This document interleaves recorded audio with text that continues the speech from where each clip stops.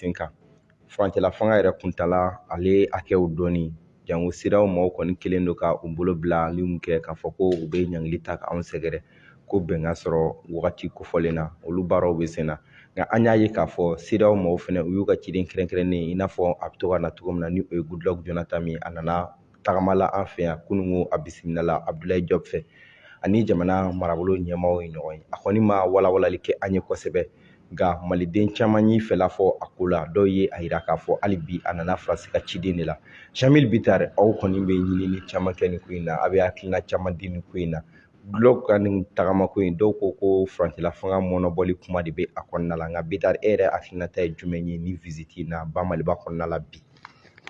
bon ni a ma bali ne na ka sababuya kɛ mun ye anw de y'a jira k'a fɔ ko an tɛ jamana ye jamana min n'a datugulen don an tɛ jamana ye jamana min ye jamana ye ko bɛn ka fɔ ani kuma sigi ka fɔ tɛ yen an y'a jira u la k'a fɔ mɔgɔ fɛla ye min ye i b'o de fɔ bon ni i fɛla ti min ye n'u ko u b'i digi ka don o da fɛ c'est que i bɛ jɔnya juru de la donc moi je pense que n'i ma ɲɛ k'i bɛ mɔgɔ dɛmɛ i b'a dɛmɛ sira kan sira min y'a ka sira ye ni e ko jakusa la fo a tigilamɔgɔ ka bɔ e ka donda ni e ka bɔda fɛ bon a ka ca Ala fɛ o kɔni o kɛra jagoyala fanga de ye donc hali mun b'a fɔ ko démocratie t'o ye tuguni o n b'i don nin da in fɛ jakusa la ne bɛ se ko la ne b'i don nin da in fɛ donc a kɛlen b'o de ye sisan c'est la loi d'Italion maintenant se bɛ mɔgɔ min ye o de b'a ka loi dicter donc CEDEAO jamana wɛrɛw an ye faamuyali min sɔrɔ o de don embargo bɛ taa don min na ni tun ye mɔgɔ caman ɲininka kuma caman fɔra mais ne y'o de fɔ n ko ni mori min ko diɲɛ ka wuli a tɛ wuli k'i sigilen to dɛ a ma kɛ sababu ye sisan an dafɛ jamanaw u yɛrɛ bɛɛ lajɛlen ye faamuyali sɔrɔ a la k'a fɔ ko embargo in tiɲɛ de don a bɛ digi anw na mais a bɛ digi mɔgɔ caman na dɛ et puis ne y'a fɔ a mɛnna en tout cas taalen ɲɛfɛ wallahi billahi talahi ne bɛ n kale maliyɛnw ye ni Ala ye nin fanga ye ni Ala tilala k'a kalifa ne Jamil Bitar wallahi an bɛ bɔ CEDEAO kɔnɔ wallahi billahi donc i kalekan yɛrɛ de don an bɛ bɔ a la parce que diɲɛ fɛn o fɛn n'a ti mago ɲɛ mɔgɔ tɛ se ka to o kɔnɔna na parce que a kɛlen bɛ hasidiya ni ɲɛngoya jɛ de ye sisan i ma faamuya c'est-à-dire que a kɛlen bɛ i b'a fɔ tentant d'écrit n'i taara ɲɛfɛ i ba bɛ sa n'i taara kɔfɛ i fa bɛ sa an tɛ se ka to o kɔnɔ ne y'a fɔ anw ye opérateur économique ye fɔlɔ Mali opérateur économique de tun bɛ na ni marchandise ye Mali kɔnɔ jamana wɛrɛw bɛna ta mais depuis que uniformisation kow nana don sen na k'a fɔ ko taxes ka uniformiser nin ka kɛ tan nin ka bɔ tan bon a nana kɛ sababu ye sisan anw de bɛ taa mɔgɔ wɛrɛw fɛ mɔgɔ wɛrɛ tɛna ta anw fɛ et puis anw ka jamana anw bɛ situation min kɔnɔna na les pays de l'interland c'est-à-dire n'i y'a jateminɛ kɔgɔji dayɛlɛlen tɛ anw ye ani jamana tɔw kalalen tɛ ɲɔgɔn na k'a sababuya kɛ gɛlɛya caman ye bon moi je pense que vraiment il est grand temps maintenant an k'an ka yɛrɛma hɔrɔnya ta sira dɔw kan an m'a fɔ ko ka Mali datugu diɲɛ ye dɛ i y'a faamuya parce que hali ni y'an ka constitution ta diɲɛ fan si i t'a ye ni Mali tɛ k'a fɔ ko an bɛ se ka renoncer an yɛrɛ ka jamafan dɔ la kelenya kama bon o bɛ mun jira o b'a jira quand même k'a fɔ ko an ka peuple ye peuple min dayɛlɛlen don mais nin cadre kɔnɔna na peut-être que CEDEAO bɛ imaginer don min na jɛkulu de tun don min bɛ kɛ farafindenw hakilinata ye min bɛ kɛ an ka zone hakilinata ye mais bi anw y'a faamuya parce que c'est pas parce que ne yɛrɛ filɛ nin ye ne ye politique mɔgɔ ye bon mɔgɔ bɛ parti sigi de ko ka taa fanga nɔfɛ ka exercer bon mais n'i y'a jateminɛ k'a fɔ bi ko bɛɛ ko sɔrɔdasiw parce que an y'a ye an sera yɔrɔ min ma sisan ni Ala ma jan kɛ jamana ko bannen don n'i y'a mɛn i bɛ jamana mara jamana de bɛ yen kɛ Mais ni jamana te yen, e bɛ se ka jamana mara cogo di? Donc moi je pense que franchement ni ko ninnu kan ka lajɛ taalen ɲɛfɛ an bɛ accord bilatéral de dilan an ni jamana tɔw ni ɲɔgɔn cɛ ka sababu kɛ n'an ni Senegal kan ka baara kɛ an n'u bɛ sigi an bɛ kuma bon an ni aw bɛ bɛn nin na an bɛ bɛn nin na aw ka intérêt ye nin ye anw ka intérêt ye nin ye n'an ni Mauritanie bɛ kɛ an b'a kɛ ten n'an ni La Guinée bɛ kɛ an b'a kɛ ten n'an ni Nigeria bɛ kɛ an ni jamana bɛɛ an bɛ sigi ka kuma bon moi je pense que o de ka bon an bolo c'est comme sisan a jateminɛ kɛ takubako in wulilen Faransi bolo n ko Faransi tun bɛ fɛ k'i yɛrɛ kɛ o ɲɛmaa ye tɔw ni ale bɛ kuma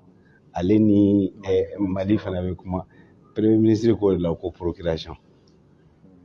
i m'a faamuya donc or a dun c'est normal pour un état souverain i ni o jamanadenw jamana wɛrɛ an ka kuma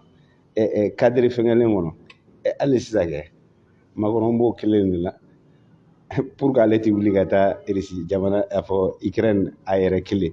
n'a bɛ mɔgɔw de ɲini ka fara a kan a ko a bɛ takuba dilan cogo min na a bɛ takula dilan sen na. Ayiwa Bitare chaque fois i ko an ka bɔ CEDEAO kɔnɔna la i bolo i ma nafa ye Mali ni CEDEAO ka jɛɲɔgɔnya la wa? Ne ma foyi y'a la. E ma nafa fosi y'a la? Ne ma nafa foyi y'a la parce que a nafa bɛɛ a bɛ komi ziiri tɛ sa a bɛ komi mɔgɔ bɛ sogo na quoi c'est un rêve peut-être. I dalen sunɔgɔ la i bɛ sogo na k'a fɔ nin ye espace belebeleba ye bɛɛ bɛ se k'i ta bɔ a kɔnɔna na mais mɔgɔ j'ai même o nana je t'aime ye dɛ o ka kɔrɔ ye yarɔ o ka kɔrɔ ye donc olu tɛ se ka kɛ anw fɛ ka tɛmɛ u yɛrɛ kan i m'a ye sisan ni u ka intérêt kun menacelen tɛ e bɛna mɔgɔ kun bɛna Mali lajɛ yan n b'a fɔ an ka toli yan mais intérêt c'est à dire que n'i ye dɔ ka intérêt ta k'i b'a kɛ cogo dɔ ma a bɛ sous région yɛrɛ a b'a déstabiliser donc n'i y'a faamu même monétairement aujourd'hui mɔgɔw bɛ kule la o mɔgɔw mira ko a ko bɛ kɛ cogo min na a tɛ kɛ ten de toute façon il y a un équilibre mondial n'i ye dɔ kɛ cogo dɔ ma dɔrɔn a bɛ kɛ fiɲɛ ye dɔ la donc fiɲɛw dun bɛ don ɲɔgɔn kɔnɔ bon tiɲɛli ka nɔgɔ ka tɛmɛ dilanli kan dɛ parce que an sera niveau min na n'i y'a tiɲɛ sisan o tiɲɛli a bɛna se ka kɛ sababu jugu ye tuguni. Goodluck ka ca tagama kɔnɔ a y'a jira ko a fanba bɛ furancɛla fanga kuntala de kan olu kɔni ye kalo 12 ka taa kalo 16 la maliyɛnw fanba caman ye san 5 de fɔ Bitare bi e bɛ fɛ ka mun de fɔ nin ko in na e bɛ se ka mun de fɔ nin na sabula an y'a ye maa dɔw y'a jira k'a fɔ ni Mali sɔnna hali kalo 16 ma ko u donna CEDEAO ɲɛnada de fɛ caman y'a jira k'a fɔ o tɛ an bɛ don min na ko bi ko an bɛɛ lajɛlen mago bɛ se ka fɔ ni bɛn de la wagati dɔ la wagati min bɛ yen ni baara bɛ se ka k'o kɔnɔna la bonya ni karama kɔnɔ. Musala a tɛ so jɔ. Cogo di sisan? Ne bɛ min fɔ autorité de la transition ɲɛna u k'u janto a la u k'u janto u yɛrɛ la parce que buna adamaden i bɛ min fɔ i k'i bama i k'a waleya o de ka gɛlɛn n'u taara sisan ka taa promesse ta k'a fɔ ko nin promesse an bɛ se ka nin kɛ ka bɛn nin ma ko taalen ɲɛfɛ k'a ma bɛn a ma u bɛ mɔgɔw sɔrɔ o ɲɛ dɛ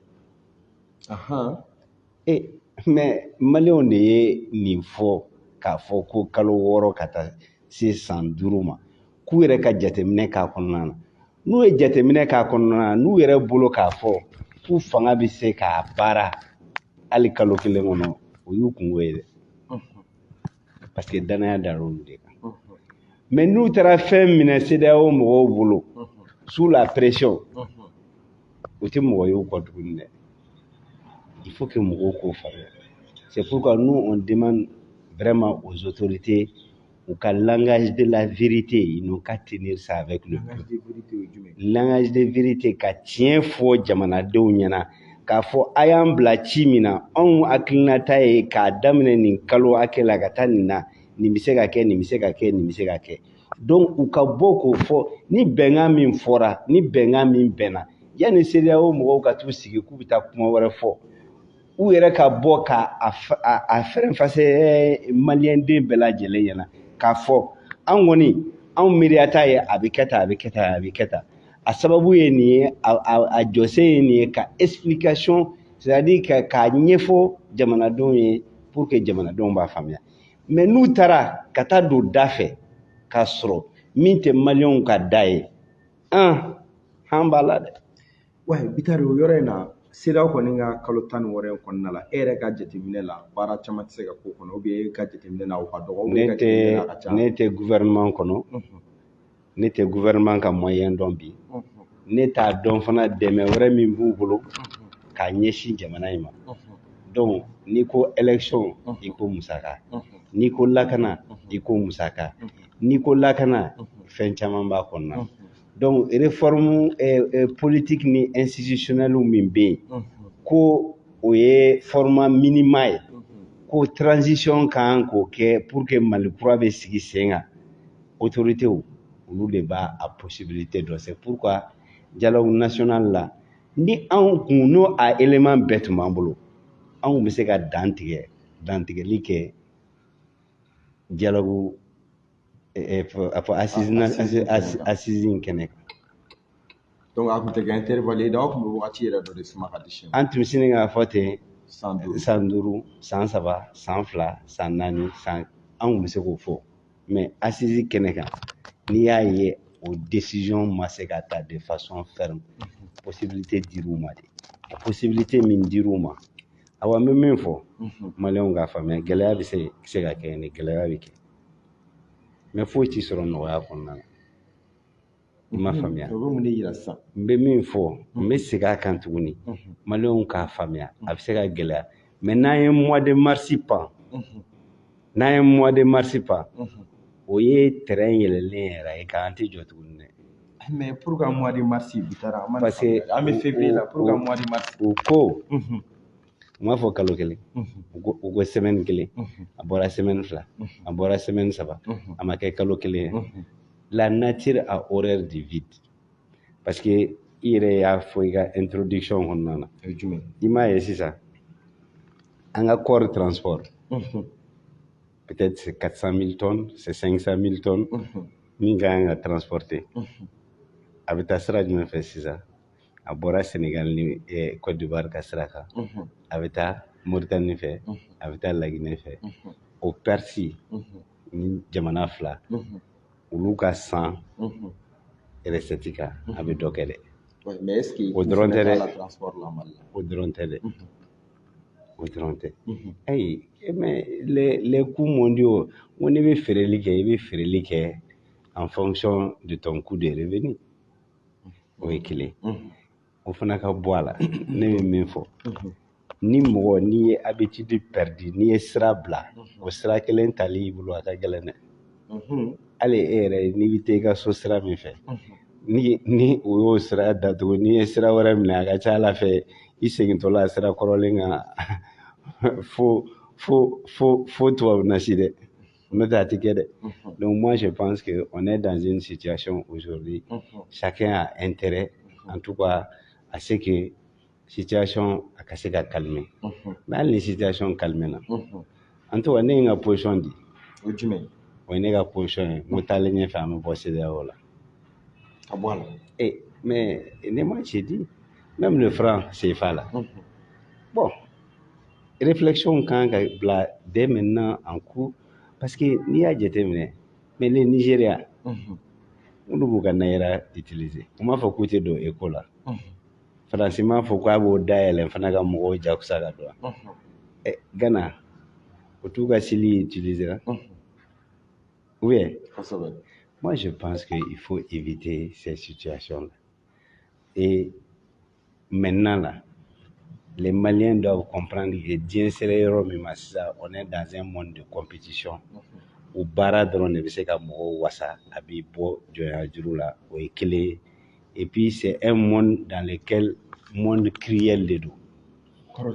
monde ni c'est-à-dire que diɲɛ sera yɔrɔ min ma ce n'est que des questions d'intérêt nafaw ɲinini bɛɛ de bɛ a ɲɛɲini i ka jamanadenw ye i bɛ se ka nafa sɔrɔ mɔgɔ o mɔgɔ ko i bɛ to delili la constamment ko e bolo ni jamana wɛrɛw tɛ e tɛ se ka développer e tɛ se ka développer e tɛna développer e kɔni bɛ to tɔw fɛ badaye fɛngɛ la munumunu salo la bon u y'o min kɛ farafinna yan o ɲɔgɔnna dɔ de bɛ Ukraine sisan ani Russie jamanaw la parce que u y'u réduit en néant u y'u réduit cogo di ni Faransi ko bi k'ale bɛ taa wari di Ukraine ma o kɔni o ye nɛni dan de ye cogo di se min Ala ye se min di Ukraine ma o tɛ Faransi ye o mais comme kɛlɛ de b'u kan kɛlɛ tɛ kɛlɛ bila ni développement tun b'u bolo ka se niveau dɔ ma est ce que an bɛ nin kuma fɔ bi yan Faransi ka t'i sigi k'ale bɛ wari komi a ye min ɲɔgɔnna kɛ Mali la mais dɔw b'a la k'olu ka cɛfiniw ta bila ka na ko munna u t'u ka kɛlɛkɛdenw bila ka taa yen mais ne de b'o fɔli ɲɛna pour que i k'a faamuya parce que taalen ɲɛfɛ o de y'u ka plan ye hali n'u ka sɔrɔdasiw taara n ko contrepartie de b'a la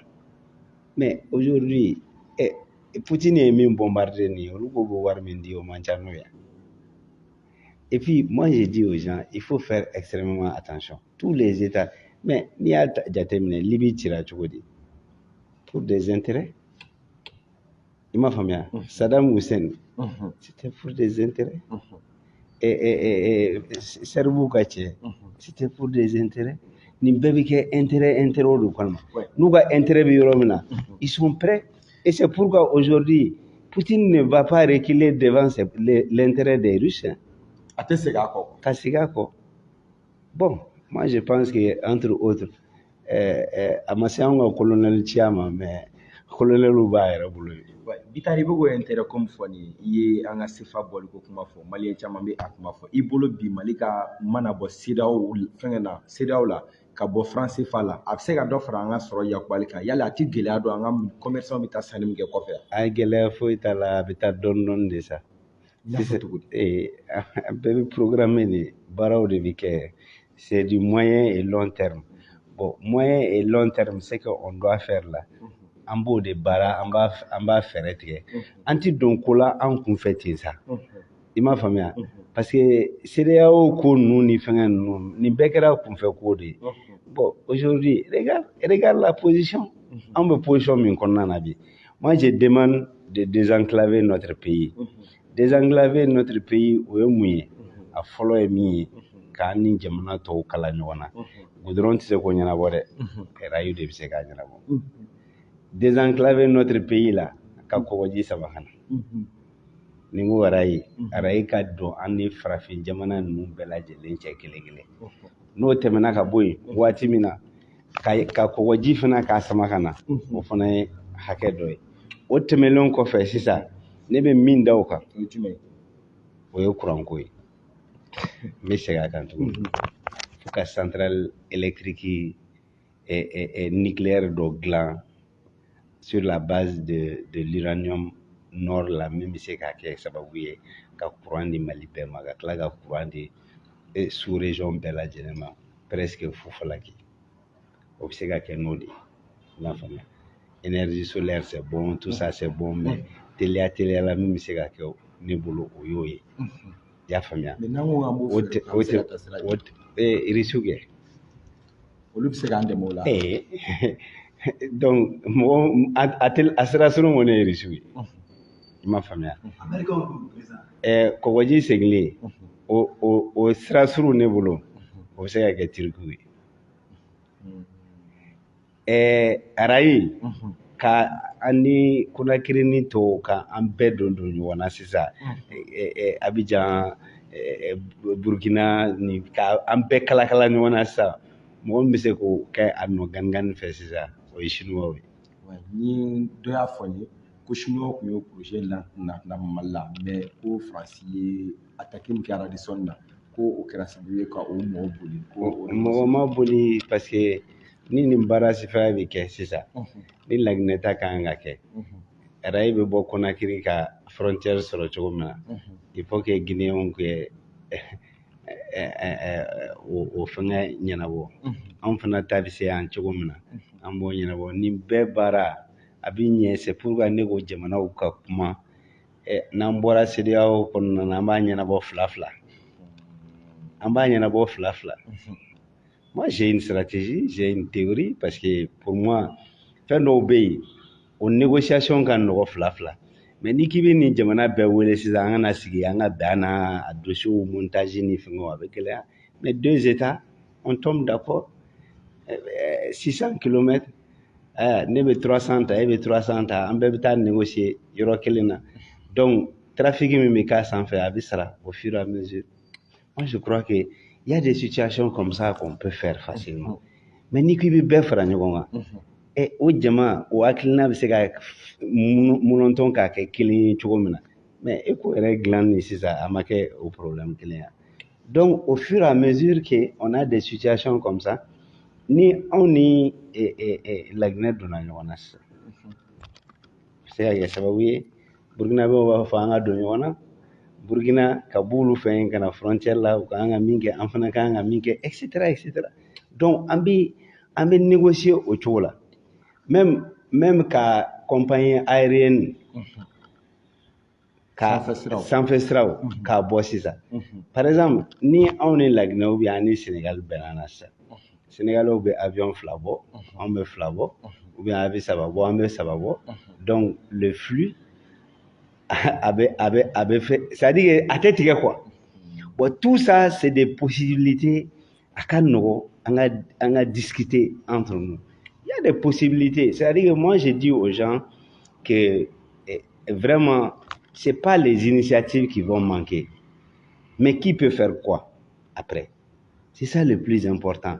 Donc, entre ces gars au rythme des autres maintenant, il faut qu'on aille vite et bien. Et pour aller vite et bien, il ne faut pas que, comme toujours est-il dit que, bon, on va fraquer, on va mais tout pays qui ne réfléchit pas à son développement, là, moi je dis aux gens, même la production, ne bɛ sɛnɛ kɛ pour que n ka balo sɔrɔ a la dɔrɔn i tɛ kɛ bana ye dɛ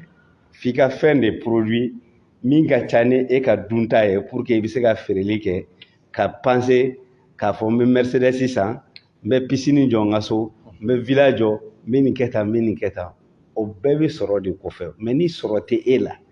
ko e sigilen bɛ ko tubabuw ye e dilan ko e ka to jɔnya juru in kɔnɔna na cogo min na parce que depuis école la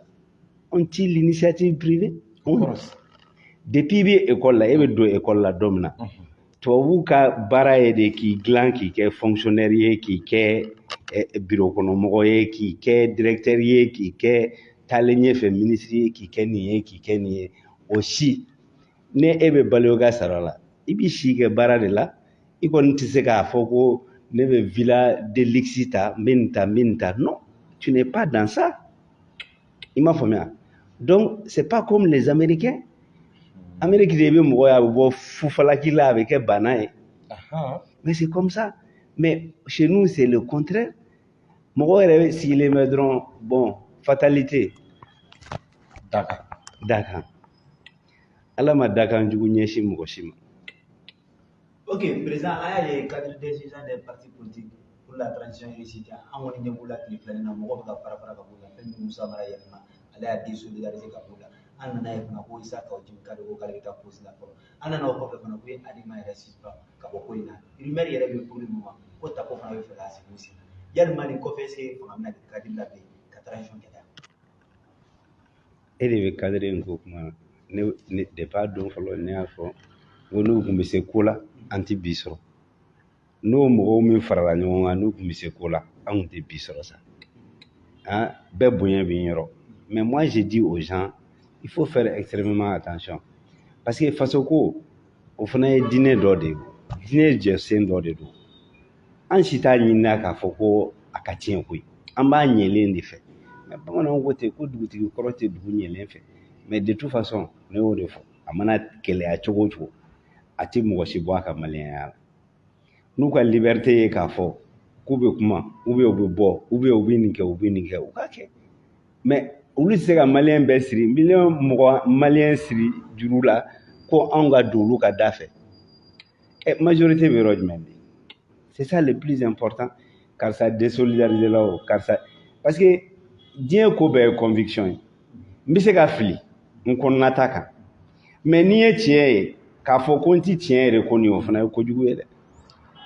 Ok, président o tun b'a la k'a fɔ ko ni marisi kalo tile 25 sera k'olu tɛna ni fanga in dɔn fanga ye bilen yali o ko in marisi dun bɛ ka surunya. I tɛ t'o question poser u yɛrɛ kun parce que ne bolo e yɛrɛ m'a fɔ sisan ko jɛ jɛnsɛnra ka ban jɛ min jɛnsɛnra o tɔ ye jumɛn i bɛ se ka taa question poser u kun. Ok, ni n'u ye ɲɔgɔn ye n bɛ question poser président hali bi ko ni tagama ma ban bolo fifa ti ban an y'a ye k'a fɔ jamana ɲɛma colonel Asimi Goïta a tun ye réunion dɔ kɛ réunion balilen kun min tun bɛ a la sa o ye de k'a fɔ furancɛla fanga charte min bɛ yen ni maliyɛnw farala ɲɔgɔn kan septembre kalo la san 2020 ka tɛgɛ nɔ bila k'a la ko ka yɛlɛma don a taabolo la sabula a ka wagati dɔw kun surunyara bi an y'a ye CNT maaw kɔni bɛnna kan ko yɛlɛma kan ka don baara caman na u ye yɛlɛma don yɔrɔ dɔw la yɔrɔ minnu kan ka yɛlɛma yɔrɔ minnu man ka yɛlɛma olu tor'u nɔ la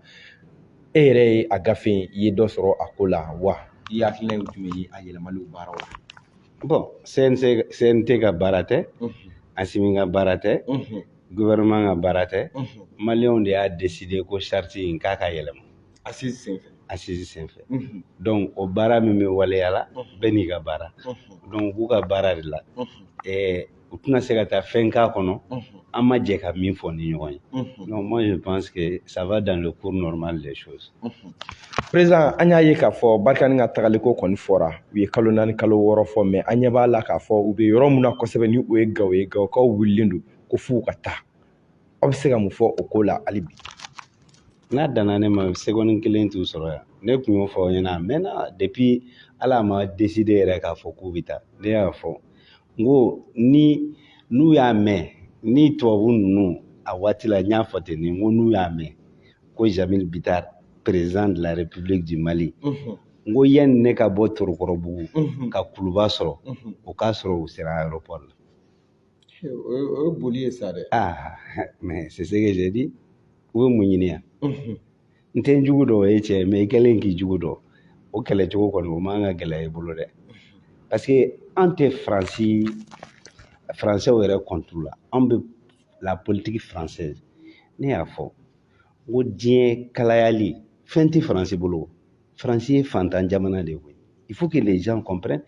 parce que dɔw mana wuli dɛ n'i ye PIB ta k'a lajɛ dɛ ils sont bien classés dɛ a donna tan nin bɛɛ ye manamanakan ye PIB ye mun ye e ka PIB ne ta tɛ kelen faamuyaliw tɛ kelen dɔ bɛ kɔrɔn fɛ sisan ou bien dɔ bɛ village dɔ kɔnɔna na ni misinin kelen b'o bolo o ka vie amélioré bɛ ka se niveau min ma ani mɔgɔ min bɛ Bamakɔ yan Bonbansi la est-ce que e bɛ se k'o comparaison kɛ mais chacun a sa compréhension du bonheur en réalité et aujourd'hui la richesse là tout le monde a sa compréhension ne se bɛ ne ye i bɛ taa yɔrɔ dɔw la n'i ye misi kelen misi fila sɔrɔ dɔw fɛ o b'a fɔ k'ale ye setigi ye mais a million bɛ dɔw bolo o tɛ fufalaki ye n'i k'i b'a ta o cadre kɔnɔ moi je dis aux gens il faut faire extrêmement attention parce que an bɛ yɔrɔ min na sisan i bɛ se k'a jate minɛ k'a fɔ Nigeria filɛ la guerre du Biafra c'est les Français qui étaient derrière olu de ye séparatiste ninnu à l'époque olu de ye wari d'u ma ka maramafɛnw d'u ma pour que Nigeria bɛ se ka ci ce géant d'Afrique pour que Nigeria tɛna se ka développer Nigeria kana se ka wuli ka jɔ Nigeria ka siri olu la Nigeria ka dugumakolo fɛnw pétrole ni fɛnw nɔfɛ kelen général min tun b'o séparatiste ɲɛma a taara Sami Côte d'Ivoire Houphouët-Boigny ka Côte d'Ivoire ani Umar Bongo père olu de y'a dɛmɛ o waati la i y'a faamuya o tɛ dɔ ye o tɛmɛlen kɔfɛ bi Boko Haram ko kuma min fɔ jɔnni b'a kɔfɛ c'est la même France qui est revenue Hakimi nin dɛ o Sahel dɛ a donna tan a bɔra tan jɔnni b'a kɔfɛ maliyɛn bɛɛ y'a faamuya bi k'a fɔ olu de b'a kɔfɛ tiɲɛ ka gɛlɛn bon Ukraine fana problème min bɛ yen bi an ka taa yen yɛrɛ fana c'est la même chose c'est-à-dire Ukraine Macron de ma taa bɛɛ ɲagami ka d'u ma sisan bon an b'an si k'o la Mali la u ye tubabu nanzara union européenne wele ko takuba k'u kana fara ɲɔgɔn k'u ka takuba ka Barkhane remplacer sisan u y'u ka aide annoncé ka tila ka union européenne bɛɛ wele sa les 27 la k'u kana u ka fara ɲɔgɔn kan u bɛ se ka Russie kɛlɛ cogo min na mais tout ça là ça sert à quoi parce que quelque part u yɛrɛ b'a dɔn n'a danna olu yɛrɛ ka propre ressources ni fɛnw ma u tɛ se ka foyi kɛ u sera danbugu ka ban quoi donc ils sont en train de manipuler ni mankan wulila yɔrɔ min na ne m'a fɔ n ko ni guerre ni sɔrɔdasiw min b'an fɛ yan n'u ma yɔrɔ sɔrɔ k'u bila ka taa yen u bɛ taa mun kɛ France u tɛ se ka foyi kɛ moi je dis aux gens il faut faire extrêmement attention et c'est pourquoi moi je dis bi Dieu merci cogo di sa ni n ko Dieu merci u taara école min na an yɛrɛ taara o école la o école kelenw na anw b'u dan an yɛrɛ b'a faamuya bi k'a fɔ anw esprit selen bɛ niveau min ma i y'a faamuya à arme égale ninnu tɛ se anw na sa a kɛra coefficient intellectuel ye o a kɛra faamuyali cogo ye o a kɛra baara cogo ye o c'est pourquoi nous demandons aujourd'hui que an ka jɛn n'a ye an ka wuli k'an jɔ c'est-à-dire que au fait la roue de l'histoire ça va tourner et l'avenir du monde là a bɛ farafinna de a tɛ jamana wɛrɛ la dɛ a bɛ farafinna de et le Mali doit jouer toute sa partition an kan ka baara de kɛ sisan pour que Mali bɛ kɛ le premier pays en tout cas africain à être vraiment au vrai sens du mot émergent c'est-à-dire que an kan ka bɔ nin kɔnɔna na et on en a les possibilités on a les hommes on a des intellectuels on a des ouvriers on a fɛn bɛɛ b'an bolo yan i m'a faamuya mais jɔna ye bana de ye koyi n jɔra n yɛrɛ la o ye bana de ye dɛ. ok président premier ministre y'i ka kɔrɔfɔ dɔ la a y'a jira k'a fɔ san 60 tɛmɛnen kɔfɛ ni farafin Mali y'a ka yɛrɛma hɔrɔnya sɔrɔ ko Faransi tun bɛ fɛ ka segin ka na san 100 wɛrɛ de jagoya mara kɛ anw da la i n'a fɔ ka force Barkhane yɛrɛ nali kun ye mun ye e bɛ se ka mun de fɔ premier ministre ka nin kuma in ne bɛ to k'a fɔ ni min mɔkɛ bɔ n faw ni n kɔrɔw la n ko moi je suis né indépendant o kɔrɔ ne wolola yɛrɛma hɔrɔnya kɔnɔna na olu wolola nanzarakilew kɔnɔna na donc différence ba ani ɲɔgɔn cɛ n b'a fɔ k'u takini c'est pas parce que initiative kun tɛ yen mais initiative min kun bɛ yen a ma faamuya la plupart du temps c'est ce qui nous met en retard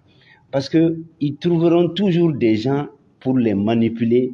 pour mettre ka senw sama ka jigin bon o ko de bɛ sen na même maintenant parce que les gens pensent que pour faire face à la France là ni malien bɛɛ kan kelen fɔ sisan France ti si yan sa o mɔgɔw de bɛ yen k'a fɔ non anw ma jɛn n'a ye aw y'an teriw de ye aw y'an somɔgɔw de ye a ye nin k'an ye a bɛ nin k'an ye ni aw tɛ anw bɛ sa c'est-à-dire que ɲɔgɔn nɛgɛn quoi à cause des propres intérêts de leurs propres intérêts donc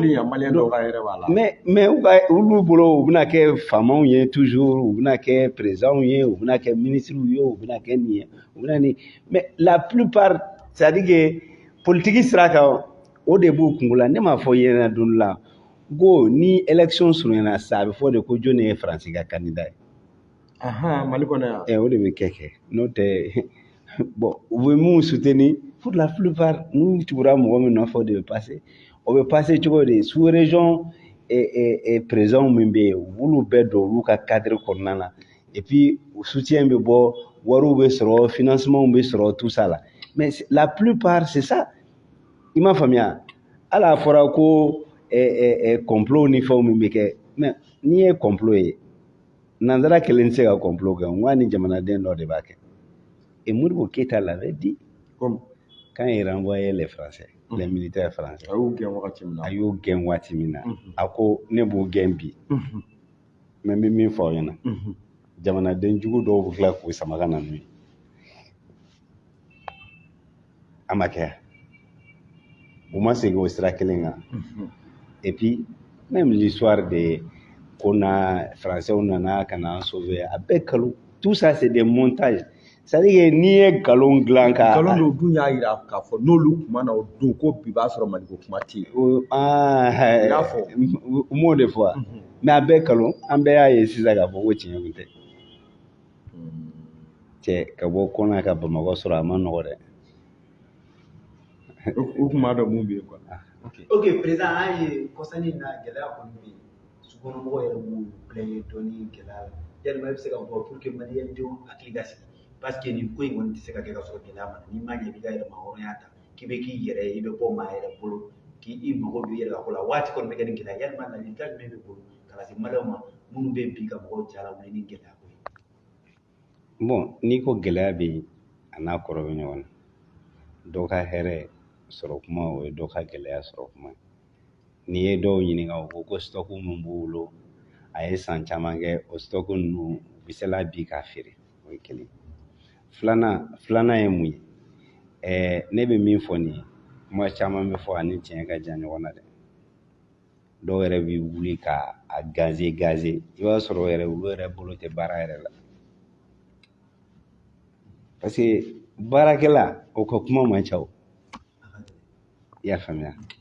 donc o bɛ komi bobo gɛlɛya min bɛ yen ni wari nɔgɔma sɔrɔ da a dɔgɔyara mɔgɔw bɛ kule dɛ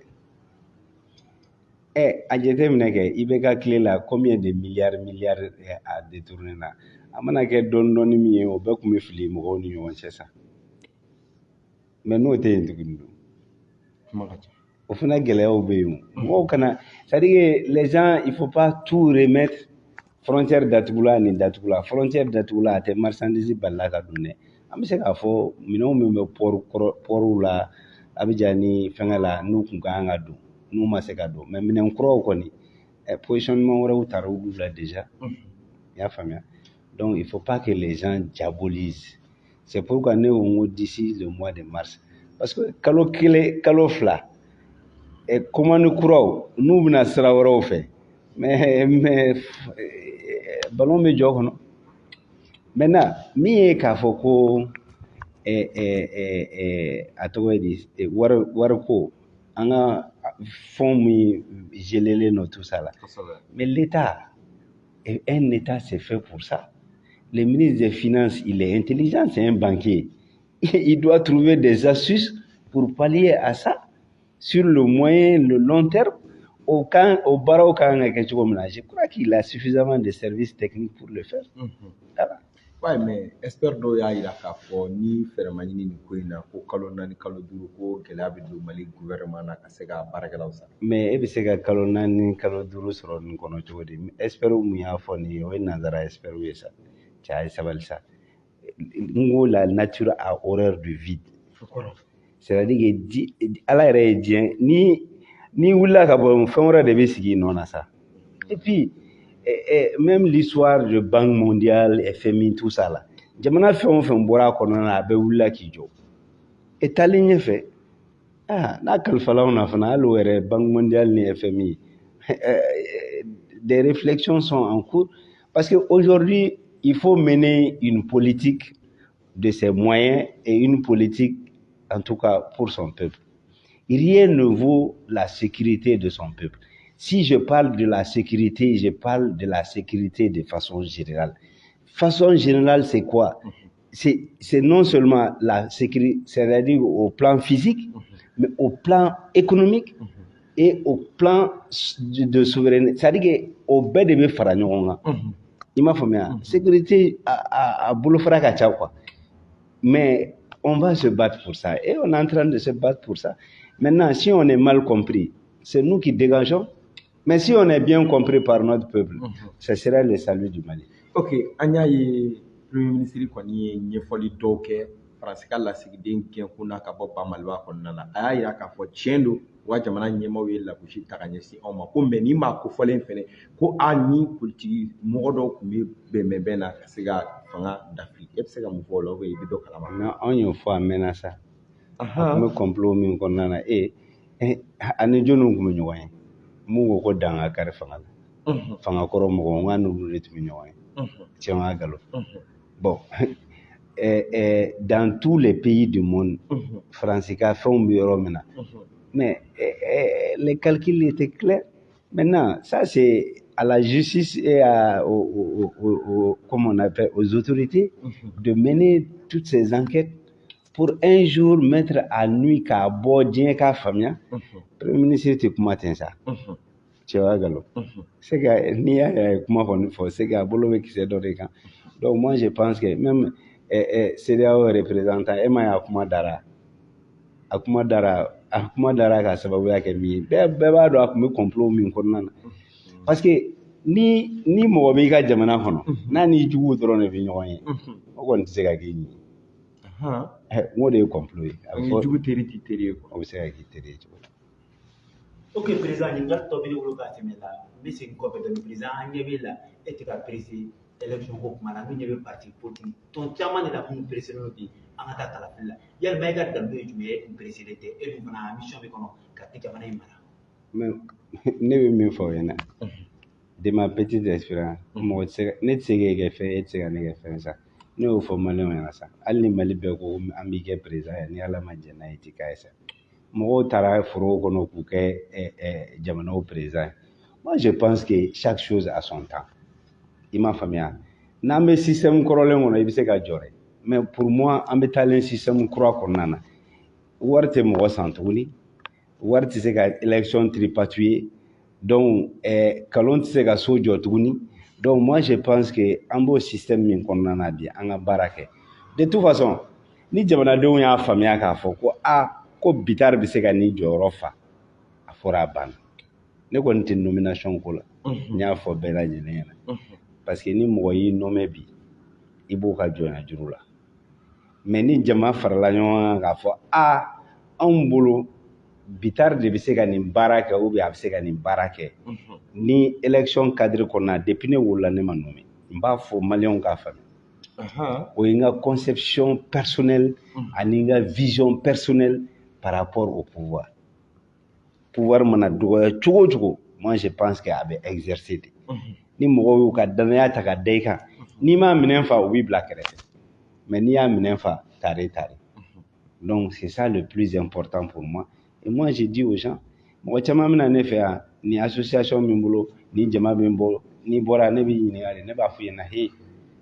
i ka jama a ka ɲi mais moi je préfère une personne honnête crédible digne à 1000 personnes qui dɔwɛrɛ t'a la dɛ ho ha ni fiɲɛ wulila u bɛ jɛngɛnɛ fɛ u bɛ ɲagalen fɛ u bɛ nin fɛ u bɛ nin fɛ an bɛ se k'an si ko la moi je ne suis pas dans ces ne t'o kɔnɔ tuguni quoi i m'a faamuya moi j'ai une vision c'est-à-dire que ŋaniya dɔw fana bɛ n'a k'a ɲɛsin jamana ma ne ka kɛlɛ tɛ n yɛrɛbakun kɛlɛ ni ne yɛrɛbakun kɛlɛ don ne bɛ Ala barika da i m'a faamuya mais an bɛ kɛlɛ min kɔnɔ sisan an b'a kɛla jamana de an bɛ min kɔnɔ nin ye n'an bɔra a kɔnɔna na e bɛ dɔ sɔrɔ nin bɛ dɔ sɔrɔ an bɛɛ bɛ dɔ sɔrɔ n'an bɛɛ bɛ dɔ sɔrɔ mɔgɔ si tɛ gulon si la diɲɛ bɛ jamana in a bɛ diya n'a diyara an denw bɛ yɛlɛw ni tulow ni fɛnw min kɛ ka don ɲɔgɔn kan o de ye richesse ye ne yɛrɛ bolo ça c'est la plus grande richesse maintenant hali n'a fɔra ko sini sɔgɔma n'i ye dɔw ɲininka mun yɛrɛ bɛ kɛlɛ la ko élection ka kɛ bi u tɛ hali 0% sɔrɔ dɔw bɛ kɛlɛ la bi u mɛra ko maliyɛnw b'u fɛ yan mɔgɔ t'u fɛ o mais u yɛrɛ bolo nafolo min sonyali darakɛlen b'u bolo donc n'u y'o wariw fara ɲɔgɔn kan u bɛ maliyɛnw san pour que élection système kɔrɔlen kɔnɔ n'an taar'o la olu bɛ segin ka na fanga la n'u seginna ka na fanga la a bɛ se ka kɛ sababu ye sisan ko kɔrɔlenw bɛɛ bɛ segin kɔ faransiw bɛ na fɛn wɛrɛw bɛ na tuguni anti ko jugu fɛn o fɛn dɔw bɛɛ bɛ segin ka na donc u b'o baara de la olu de presselen don parce que u b'a dɔn même sur la durée la u tɛna se ka wari nin tɛ se ka u ka électorat maintenir pendant tout ce temps parce que mɔgɔw bɛ ɲɛ yɛlɛnna o mɔgɔw bɛ faamuyali sɔrɔ la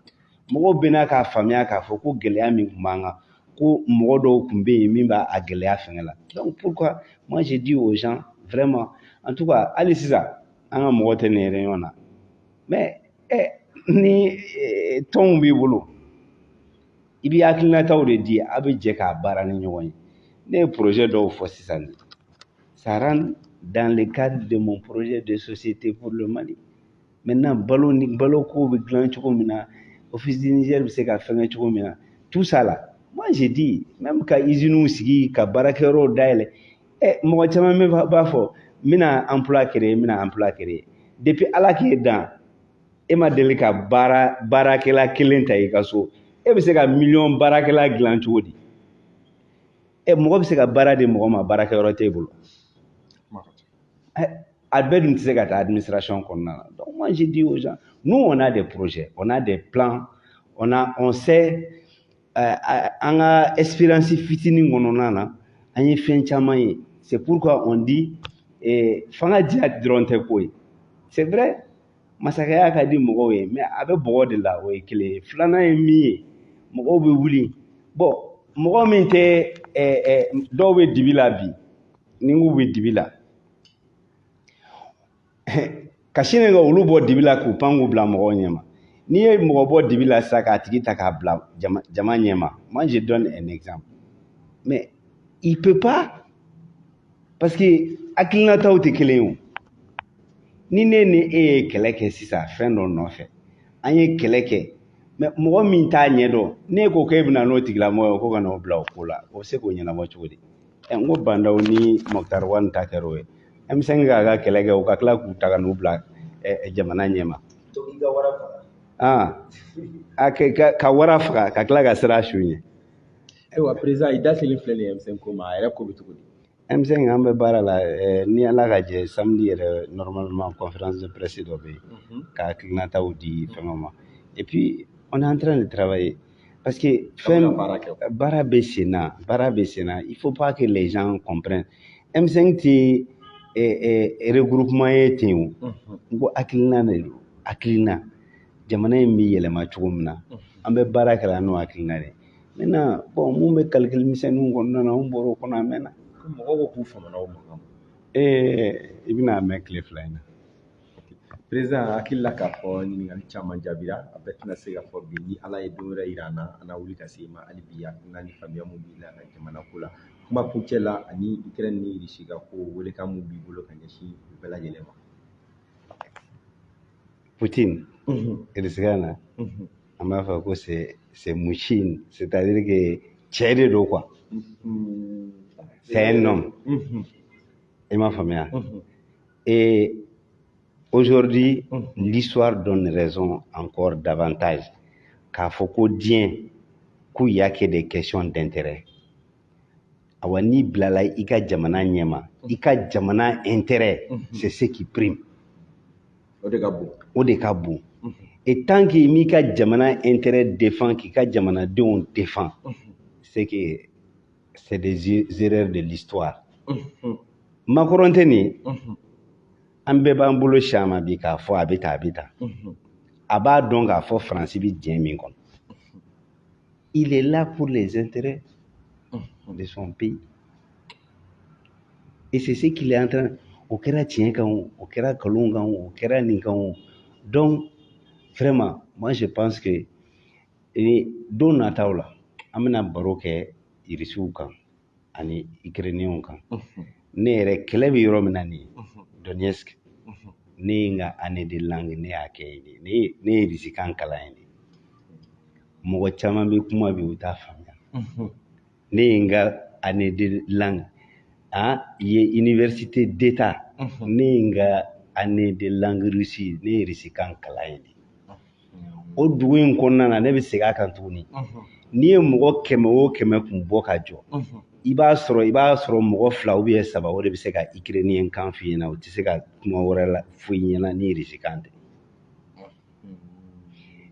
donc c'est comme u ye farafinna fara cogo min na Union soviétique cira de morceau dɔw taara yɔrɔ dɔw fɛ i m'a faamuya c'est comme n'i bɔra Mali la i bɛ taa Sénégal fan dɔ la bamanankan bɛ fɔ yen i bɛ taa Laginɛ Bulakan Burkina etc. Donc c'est des mêmes peuples en réalité mais nanzaraw u nana la chute de l'Union soviétique là o de nana ni nin bɛɛ ye et puis bɛnkan de tun b'u ni ɲɔgɔn cɛ ko OTAN man ka sigi ni jamana ninnu na mais n'i ye jugu natɔla ye k'a to ka installer c'est que e yɛrɛ de y'i fagali da dɔn mais ne bɛ min fɔ o ye jumɛn ye n bɛ min fɔ peut-être que colonel Luru bɛ taa Ukrainienw ka cɛ u bɛ taa fɔ sɔn u tɛ Poutine dɔn de u t'a dɔn de. Ok, président i ka foli ka laban. Bon, ka bɛɛ fɔ ka bɛɛ waleɲuman dɔn ka en tout cas ka jira toujours que on est dans la même dynamique an bolow tɛ jigin an tɛ sɛgɛn an tɛ ɲinɛ et à chaque fois que les besoins va se faire sentir et puis inviter la population malienne an ka muɲu ni n ko an ka muɲu baara kɔnɔna na bɛɛ ka wuli ka jɔ kɛ bɛɛ bɛ se ko dɔ la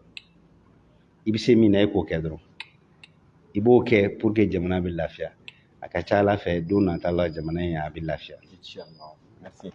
An b'aw bɛɛ lajɛlen fo aw ka kulomajɔ la aw kun sɔgɔlen don Malizine Énergie Digitale Badara Ali Koyita fo ka taa se Burama Tarawele ma ani Jamil Bitar de tun bɛ baro la hakili la aw ye faamuya caman sɔrɔ a ka hakilina a n'a ka miirina fasojɔko la a k'an bɛn diɲɛ wagati wɛrɛ wa salim.